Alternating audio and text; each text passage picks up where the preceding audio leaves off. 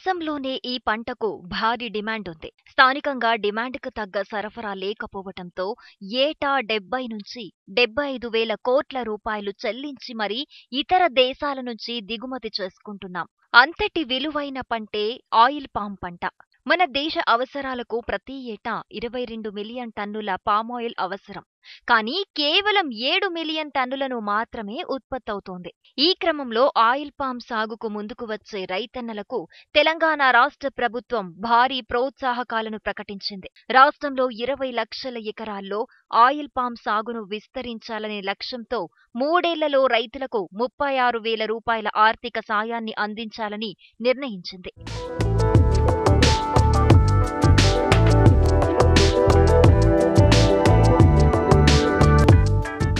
రానున్న 2022-23 సంవత్సరంలోగా 20 లక్షల ఎకరాల్లో ఆయిల్ పామ్ సాగు చేపట్టే దిశగా రైతులను చైతన్యవంతం చేసేందుకు తెలంగాణ రాష్ట్ర సర్కార్ పలు ప్రోత్సాహకాలను అందించనుంది. ఆయిల్ పామ్ పంట 4 ఏళ్లకు చేతికి రానున్న నేపథ్యంలో రైతులకు పెట్టుబడి ఇబ్బందులు వచ్చే అవకాశముంది. దీంతో వారికి పంట పెట్టుబడి ప్రోత్సాహం కింద సబ్సిడీ అందజేయాలని ఇటీవల జరిగిన కేబినెట్ సమావేశంలో రాష్ట్ర మంత్రివర్గం నిర్ణయించింది. ప్రతి ఎకరాలకు మొదటి సంవత్సరం 26 వేల రూపాయలు, ఆ తర్వాత 2-3 సంవత్సరాలలో 5 వేల రూపాయల చొప్పున సబ్సిడీ ఇవ్వాలని తీర్మానించింది.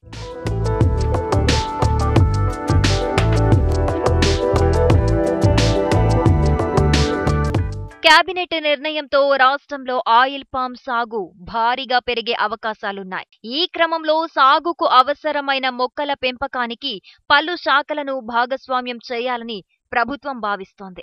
వ్యవసాయ శాఖతో పాటు అటవీ అభివృద్ధి కార్పొరేషన్, పంచాయతీరాజ్, గ్రామ అభివృద్ధి శాఖల సహాయంతో ఆయిల్ పామ్ మొక్కల నర్సరీలను పెంచాలని సూచించింది. అదేవిధంగా ఆయిల్ పామ్ సాగు విధి విధానాలను తెలుసుకునేందుకు మంత్రులు, ప్రజా ప్రతినిధులు, అధికారులు కోస్టారికా, మలేషియా, థాయిలాండ్, ఇండోనేషియా దేశాలలో పర్యటించాలని ఆదేశించింది.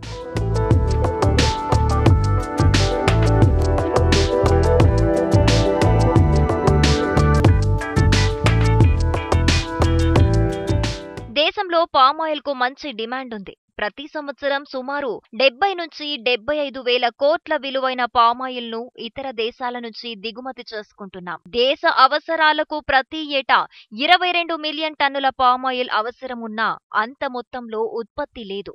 ఈ క్రమంలో ఆయిల్ పామ్ ను ప్రోత్సహించాలని రాష్ట్ర ప్రభుత్వం నిర్ణయించింది. అంతేకాదు, ఈ మధ్య కాలంలో ఆయిల్ పామ్ గెలల ధర కూడా భారీగా పెరిగింది. క్వింటాలు గెల ధర 19,000 వరకు పలుకుతోంది. అందుకే ఆయిల్ పామ్ సాగును ప్రోత్సహిస్తున్న ప్రభుత్వం దీనికి అనుబంధంగా జిల్లాలో కంపెనీల ఏర్పాటుకు చర్యలు తీసుకుంటోంది. త్వరలోనే వీటిని ప్రారంభించేందుకు ఏర్పాట్లు చేస్తోంది.